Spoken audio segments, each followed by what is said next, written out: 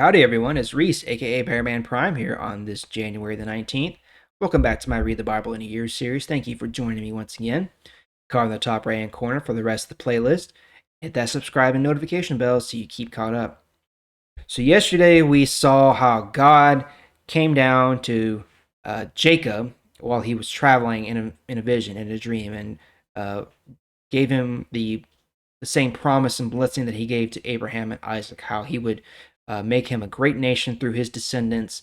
They would spread all over the earth, and that through him and through his descendants, that all peoples will be blessed and would come to know God. We're going to pick up Jacob's story there. We're going to go to chapter 29, starting in verse 14.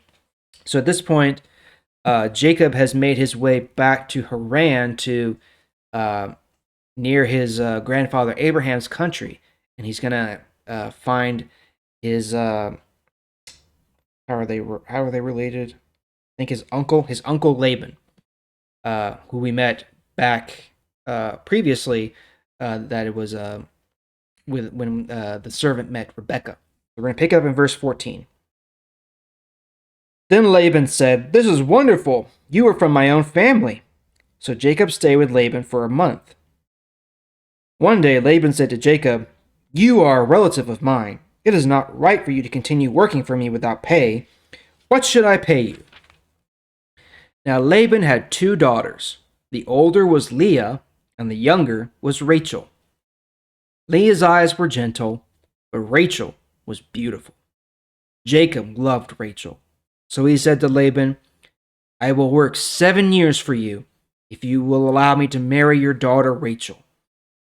Laban said, "It would be better for her to marry you than someone else, so stay with me." So Jacob stayed and worked for Laban for 7 years, but it seemed like a very short time because he loved Rachel very much.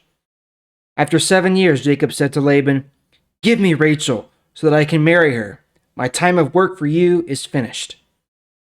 So Laban gave a party for all the people in that place.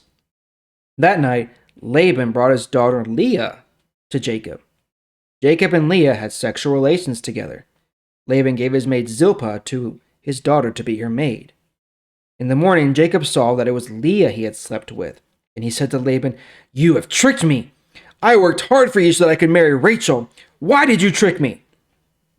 Laban said, "In our country, we don't allow the younger daughter to marry before the older daughter. Continue for the full week of the marriage ceremony, and I will also give you Rachel to marry. But you must serve me another 7 years." So Jacob did this and finished the week. Then Laban gave him his daughter Rachel as a wife. Laban gave his maid Bilhah to his daughter Rachel to be her maid. So Jacob had sexual relations with Rachel also, and Jacob loved Rachel more than Leah. Jacob worked for Laban another 7 years. And now the tables have turned on Jacob. We saw how Jacob, the trickster, has been tricked instead. He was tricked into marrying the firstborn daughter, Leah, instead of Rachel, the one he wanted.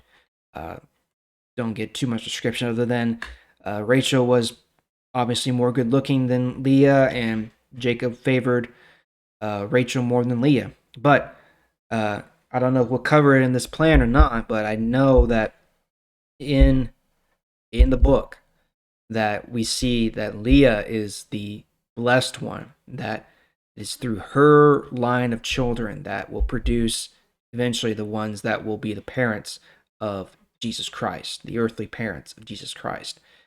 So that is a great thing, and just another reminder that God uses all peoples. It doesn't matter who they are, what they are, even in tougher times, He blesses us. So that's all for today. We will pick it up there tomorrow. Thank you for joining me once again. I'll see y'all tomorrow. Bye.